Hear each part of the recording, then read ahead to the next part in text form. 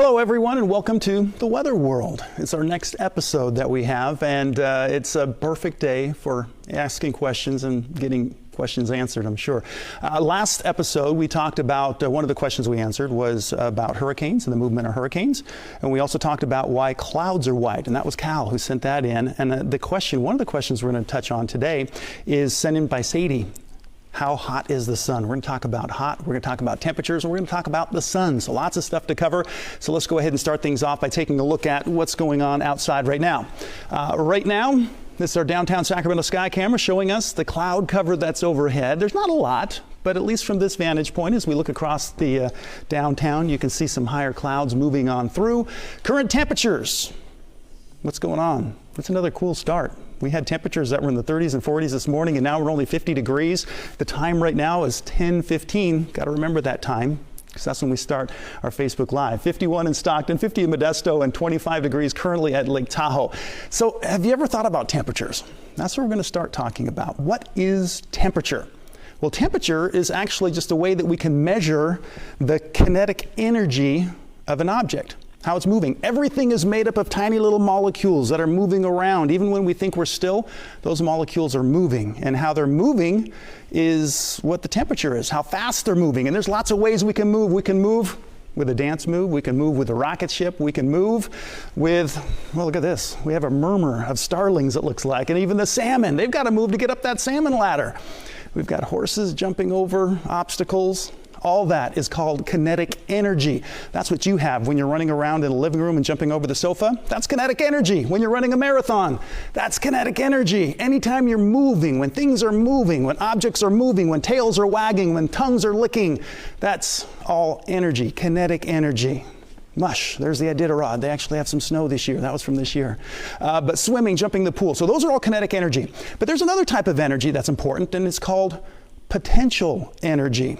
What is potential energy? So no, kinetic energy is moving, but this is potential energy. Here we have some logs. Well, what happens when you put those in the fire? Well, they start to burn and give off their energy.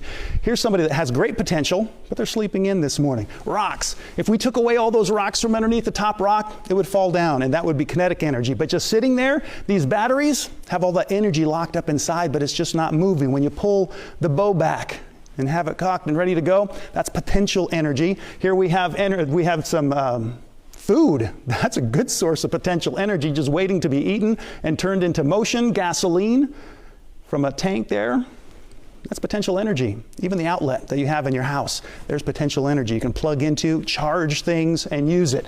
And a rubber band, there it is, as it's drawn back, potential energy. So let's go ahead and talk more about potential energy over here at the Chroma Key. We're going to take our journey across the studio and enter in over here. And let's talk about what creates energy.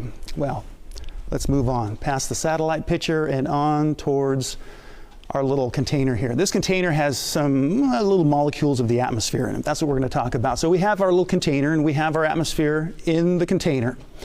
And even though it seems like it's still right now, all those little molecules are actually moving around. Now, if we want to be able to see them move a little bit better, what do we need to do? Well, we need to add some energy into them. We need to give them some extra energy. So what we're going to do is we're going to give them a little flame here. So we're going to heat things up. And as we heat up these molecules, they start wiggling around a little bit more. And again, you can't really see them, but inside this container, you can actually see the little atmospheric molecules that are moving around. And so what happens, what do you think happens when we add a little bit more energy or a little bit more heat into our container that has these molecules moving around? Let's bump up the heat. As we bump up the heat, guess what happens? These little molecules start moving faster and faster. And so what's happening is the temperature is getting higher. And again, we measure it as temperature. So when the molecules are fairly still, they were cold. And as we add more heat into them, they start moving around more and they get warmer. So the temperature is going to climb, get higher. And then if we add more heat to this little system that we have, boy, those molecules really start rocking out inside that container. They're moving faster and faster and faster, and their temperature is increasing. Again, the faster those molecules move, the higher the temperature is going to be. until finally they move around so fast that they just start popping out all over the place. And we lose our atmosphere. We lose a little air that's in the container. So that's temperature. And what we're going to do is we're going to take our understanding of temperature and we're going to take a trip out to the sun and use it to talk about how hot the sun is. So let's go ahead and take our journey, zipping on over to the sun. There we go. Here we come back. Uh-oh. We don't have our stop points, but we've got those things and we can go backwards. So let's go ahead and appear. So what is the temperature of the core of the sun? Well, the core of the sun is actually, we're going to have it here, 27 million degrees Fahrenheit. That's the center of the sun. The surface of the sun is around 10,000 degrees Fahrenheit, and the atmosphere of the sun, which is called the corona, is over 1 million degrees Fahrenheit. So what's interesting there is you have the center of the sun, 27 million degrees Fahrenheit. Why is that so hot? We've got the sun right there. Now the core of that sun is about 27 million degrees Fahrenheit. As you get to the surface of the sun, that's the part that we can see, is the surface of the sun. That's called the photosphere. And that's about 10,000 degrees Fahrenheit. Again, how come it cools there? Well, what's happening in the center of the sun is there's all this mass. The sun is made up of hydrogen, and it's turning into helium in a process where it's fusing all together. That hydrogen is fusing, it's compressing, the pressure is so great that it actually combines those atoms of hydrogen to form helium. And when that happens, there's lots of energy that gets released, and that's what we're seeing. So there's a lot of heat in the center of the sun because that's where we have all that compression. But at the surface of the sun, there's not as much pressure. And so it actually cools down as you make your way toward the surface of the sun. But what happens out here in the corona, the atmosphere of the sun, where it's over 1 million degrees Fahrenheit? Well, there's not as much compression. There's less pressure. As you get farther away from the sun, there's not as much gravity, there's not as much pressure. And so those particles can move around a lot faster. So if we're going to be measuring particles by how fast they move, they actually increase in temperature the farther away they get from the sun in the corona. So that's kind of an interesting aspect, again, of temperature and of pressure and how they're related. And what the sun is made up of, I talked about hydrogen, helium, but again, all this is just a big ball of plasma. Do you know what plasma is? You may have heard of that before. Let's go ahead and take a look at what we have over here at the desk. I've got an example of plasma. So I'm going to turn it on. I don't know if you can see this here, so I'm going to go ahead and get a little closer. I'm going to go over here because the camera's on over here, and it's a little darker. And you can see we've got plasma. That's what that is. It's ionized gas. That means that the ions or the electrons, there's either more or less of them. And if I touch it here, look at that, it just is attracted to my finger. This is a plasma. And that's what the sun's made of. In fact, that's what fire is. When you turn on the burner in the stove, if you have a gas stove and you see those flames are plasma. When you have a campfire, that's plasma. If you have a grill outside and you're cooking something, that's plasma. In fact, there's more plasma than anything else in our universe. There's lots of it out there. But to talk about plasma, that's a question for a different time. So what we're going to do now, though, is we're going to do a little quiz. So I have some objects up here. First object I have is a rock. Now, what kind of energy do I have in my hand right now? Is it kinetic or is it potential? Right now, it's potential. It's not moving. Well, at least it's not moving much. If I drop it, that's kinetic energy. When the object falls, that's kinetic energy. Before it falls, this is potential energy. So what do I have here? This is one of my favorite rubber bands right here. And just like this, there's nothing to it. This is just all potential. It's got a lot of potential like you do when you're laying in bed in the morning. But I stretch it out, and I use some kinetic energy to put in that potential energy. When it's drawn completely out like this, it's got a lot more potential energy. And if I let it go, ow, it hurts because it moves. That's kinetic energy. Let's do it one more time right here. Potential. We've got the potential, kinetic, as it moves. And now it's back to, well, not quite potential. We've got to put some energy into that. Here we have another one. What is this? This is a little candy. It's a little mint here. So here we have potential energy when I hold it up here. And when I drop it, you've got kinetic energy. That's one way to look at it. There's also another way to look at it. Right now, it's got potential energy. But now it's going to turn into some kinetic energy. That's much better when you do that way. I like those kind of experiments. All right, let's go over here to the sofa. We can sit down, and it's question time. So I'm going to log in. Yep, we're going to do that. And I'm going to find my questions and answers. Let's see, it's question time, so let's go ahead and see if anybody has any questions.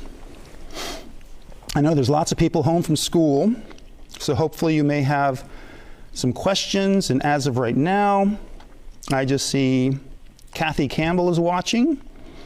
It says, watch this, watch this, watch this, and there's no questions. Wow, that's surprising, because the last few times we've had lots of people chiming in with questions and what's going on with the weather and with clouds and with other things. All right, so, okay, they're asking me, please say something to know that Dirk Verdorn knows that you're here. So, I'm looking for questions. If you have a question, I'll leave this right here. Otherwise, we can just talk about other things. Like this. You know what this is? Well, I've heard of these called like babushka dolls, I believe they are. They're, I think, from Russia. It's a little toy. And this one's of a drummer boy. But this is what's called a nested doll. And I think of this when I look at it, and I think of questions. And if this represents a question, if I have a question about something, and I want to find the answer, what do? Well, I investigate. I try to find out what the answer is for that question. And once I find the answer, you know what happens? I have the question. I break that question open, find the answer, and what do I find inside? There's another question. It leads to another question. And so I got to find out, okay, what's the answer to this question here? And so I open it up, try to figure out what's going on. And what does it lead to? It leads to another question. Oh my goodness. Every time you have a question and you try to find the answer, it leads to another question. And you think that, okay, well, that's the answer. That's going to be the end. But no, it's just actually the beginning of more questions to come. And so what's great about this is a little reminder for me of how important questions are. And don't get frustrated when it opens up another question, because that's exciting, because it opens up a whole new world to you.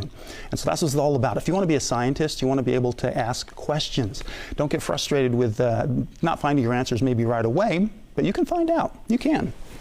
So let's go ahead and see what we have here. It looks like there's a few people chiming in now.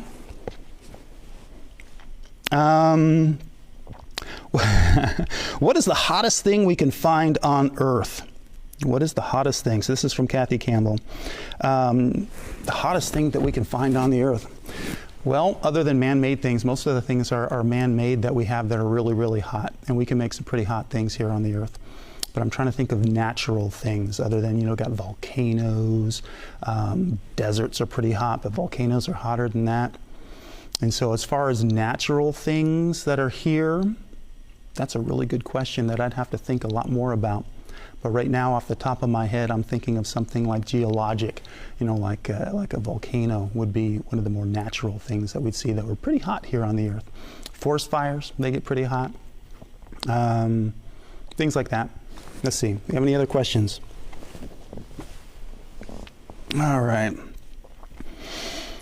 Christine Winduckles. All right, how does the weather change? Well, that's interesting. And that's a big question, because there's a lot of things that are involved with the changing weather. But let's go ahead and look at the board here. So for us, excuse me while I get rid of that. I'm going to use my energy now, my kinetic energy, to draw some pictures here. And it seems like we always kind of end up drawing a picture of the world, so I've got to really work on my drawing of the world. So we've got our globe, and we've got the equator. And to think of it in simple terms, here's your North Pole, there's your South Pole. And we've got all the, let's see, we've got Alaska, we're going to come down here, we've got that, we've got Mexico that comes down here, you've got South America that comes down here. Over here, Texas and Florida, the Great Lakes coming up here. You got the Hudson Bay and all that good Canada stuff. All right, so here's part of our world. This is our Western Hemisphere that we have. And one of the things that happens is, well, we need to have the sun. What does the sun do? The sun gives us lots of heat. I'm going to stretch over across here, and I'm just going to put our sun out here. And the rays of the sun come and hit the earth. Where does it heat things up the most? We talked about this last episode, and that is it's around the equator. So this is where things are the hottest. This is where you get the most direct sunlight, is right here around the equator. Where do you get the least amount of sunshine? It's going to be at the poles. And the direction of the sun, the angle of the sun is a big part of this. This is where you get the most of the direct sunlight, is right here around the equator. And where you get the more indirect sunlight is actually at the poles. And so this is where things are going to be cold. Look at my big cold. And this is where things are going to be warm here. And it's really the difference in these temperatures that helps to drive the engine that we call the weather, because the Earth, it likes everything to be kind of a steady state. It likes everything to be kind of just in the middle, okay? So you have the extreme colds, you have the extreme warms, but it wants everything to be just kind of in the middle grounds.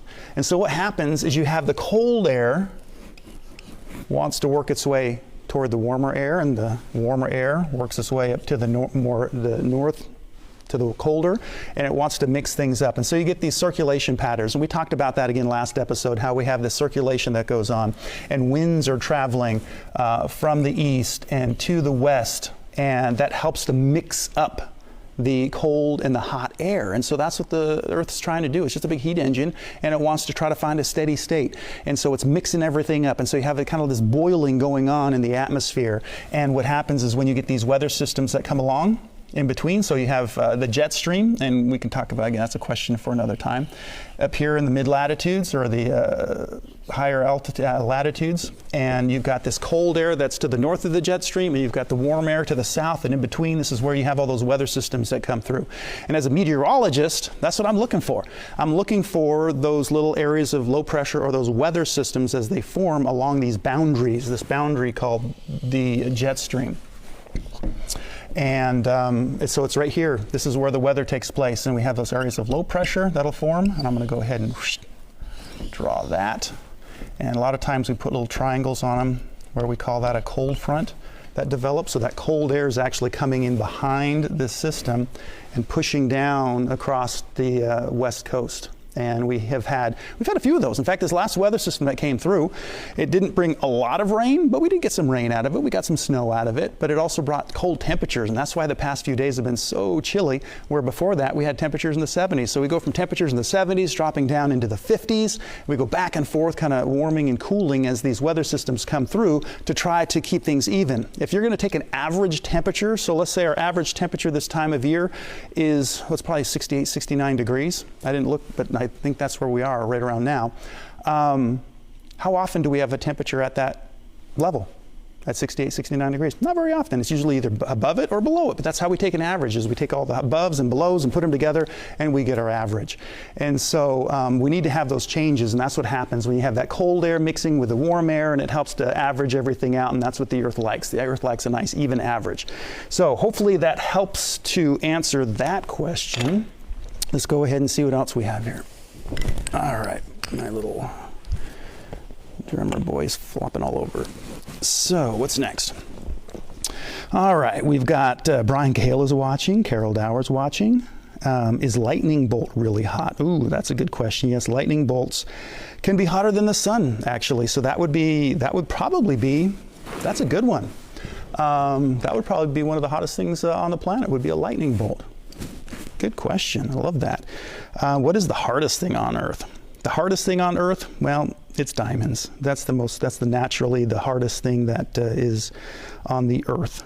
And it's kind of interesting because I was talking with my son the other day about that, and he didn't realize that people actually can manufacture diamonds nowadays. That cubic zirconium, you have that, and so we can manufacture pretty hard things, but naturally, it's the diamond, it's carbon that gets put into a crystalline formation or a little lattice structure there, and it becomes very, very hard because of the structure of its carbon atoms. We've got Lynn's watching, Elizabeth is watching. How are weather forecasts made? That's a really good question. When we're making our forecasts, one of the things we look for is one of the first things that I look at is the satellite pictures. And when I'm looking at a satellite picture, then I can see where we have kind of the weather going on. In fact, I bet we can go over, I'm going to go back over to the big monitor over here, and I'm going to flip through and get to the satellite picture, because I know I've got one here. Right here. So that's kind of a close-up view. I'm going to broaden this out.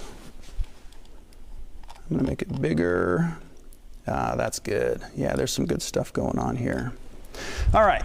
So first thing I do is when I'm going to make a forecast is I want to look at the satellite picture. I want to see what's going on with the weather. And what this tells me is it tells me a good story.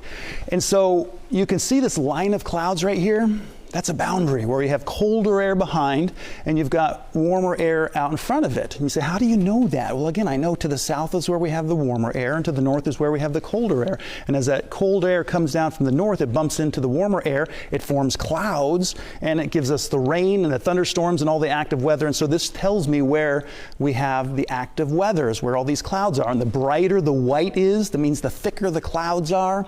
And the more rain we're going to have, the possibility of snow and hail and things like that, especially up here to the north with that colder air coming across, it looks like Iowa and on in towards Chicago and working its way through the Midwest and on towards the eastern states. So this is what stands out the most right here. So I know that the temperatures are going to be warmer here. They're going to be colder here. And this is where we're going to have all the active weather, is right here where they're coming together. So I look at this and I see, well, there's some clearing here. One of the things you want to look for is you want to look at the direction that the clouds might be spinning, because that gives you another clue whether you have high pressure or low pressure. And so here we've got some cloud cover here, and if it were going longer, if we had more frames to this, because this is different pictures at different times, and you can see the movement of the clouds as you put those all together, but there's a little rotation here. These clouds are spinning. And they're spinning in a counterclockwise. You know about clockwise and counterclockwise? The way the clock turns is this way. And then if it's going to turn counter to that, it goes this way. And so that's what I'm seeing here, is I'm seeing this counterclockwise rotation in these clouds. That tells me that we have an area of low pressure. And when we have low pressure, the air is rising. And as the air is rising, it's cooling, and we get condensation, we get clouds, we get rain, and that's where we get all the good stuff. So we're looking for areas of low pressure, and this is one of them. And the deeper the low pressure, or the lower the pressure is, the more depressed it is, then the better chance you have of seeing some rain. And so it depends on, we look at those numbers to see how low the pressure is. So this is going to be moving through, and as it does, guess what it's going to bring? It's going to bring some more rain and some snow into the Pacific Northwest. And the big question is are we going to see anything here? Well, guess what? Today is Friday, and it's not too bad. We're looking at mostly sunny skies. There's a few clouds here and there. Cloud cover is going to increase tonight, and we are going to have the chance for some rain associated with this. And so that's one of the things that I look for. As far as temperature change, what you can look at, see what the temperatures are here and what the daytime highs are here today. You know that once this comes through, guess what? They're not going to get warmer. It's going to be colder, because you got the colder air coming in behind, so temperatures are going to drop, and you just have to figure out, okay, how much are the temperatures going to drop? So you look at what the temperatures are back here, and that'll give you an idea of what you can expect out here. So that's another thing that you look for if you're forecasting. And so that's very helpful too. So you look at the clouds, you look at the movement, you look at the changes that are going on, and the more you learn, the more questions you ask, and the more answers you get, the better you're going to be at forecasting. In fact, some of the best forecasters are people that have been in an area for a long time, because you know the weather patterns. You know what they do for a particular area. And so it's very helpful in forecasting if you live in an area a long time. That way you know how the weather is going to impact the different areas that you live in. So that's forecasting. I appreciate your questions, and I really need your feedback with things. Please go online, leave me your questions. We have some more questions we're going to be talking about that I got from some of the kids.